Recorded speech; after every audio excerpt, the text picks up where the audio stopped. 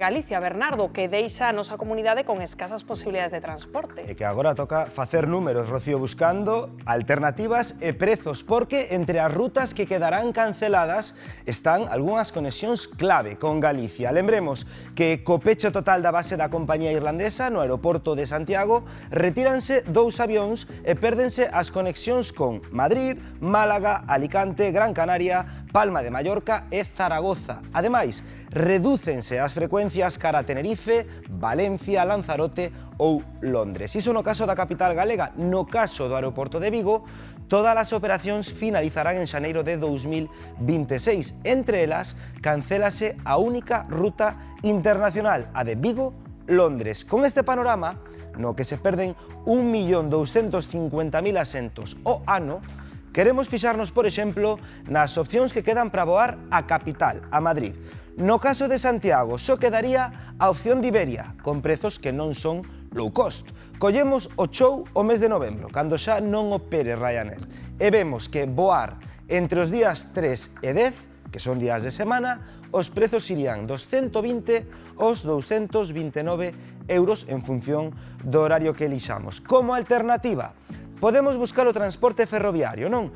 Para esas mesmas datas, atopámolo de media a 140 euros. Iso sí, buscando ben os horarios, pois debemos ter en conta a reducción de frecuencias de algúns trens. Témolo contado aquí no programa. Por exemplo, na Gudiña, onde o tren fai menos paradas, esta eliminación de horarios segue a ocasionar trastornos aos seus veciños que xa están fartos, non é, Fátima?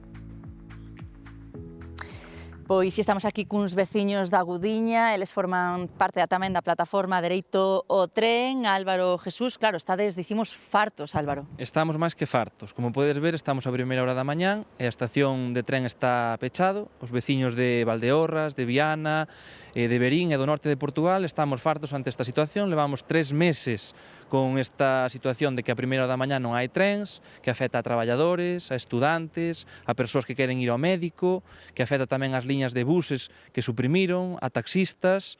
O que intentamos é poñer como está esta situación e que isto ten que cambiar. Porque, claro, estamos agora con Jesús, no teu caso en concreto, ti antes ías a Madrid, agora, claro, non podes. Agora hai que pernotar en Madrid xa, porque antes salía ás 8 da mañá, e ás 8 da tarde volvía. Agora non hai forma humana de ir e volver no día. Porque ías a pasar o día ali. A ver a túa filla. Sí, e a filla viña aquí a traballar, a teletraballar, e tiña un tren para xa chamaban para coller ás 8 da mañá. Agora ten que ter o coche de disposición por xa chaman. E ese é o gran problema, non só da filla, de todos os veciños aquí da zona, porque extorsionaron o mercado laboral aquí, fundírono. E hai que dispoñer do coche, claro, a alternativa. E que a única alternativa é o coche, home, sempre que dá o recurso de ir andando, pero é un poquinho máis lento. Sobre todo se a Madrid. Exactamente. Porque falamos de trens a Madrid, pero tamén a Ourense. Sí, no, o problema de Ourense, que é o que máis tamén nos afecta, a maior parte da población que tiña que ir ao hospital, tiña que ir ao médico, ou tiña que ir a facer unha xestión, e cando chega ali son as 11:30 da mañá. A ver que xestión vai facer ás 11 da mañá. Pois xa non hai liñas a primeira hora. Claro, e despois para volver ten un problema que ten que vir a tantas da tarde, ten que pasar ali todo o día.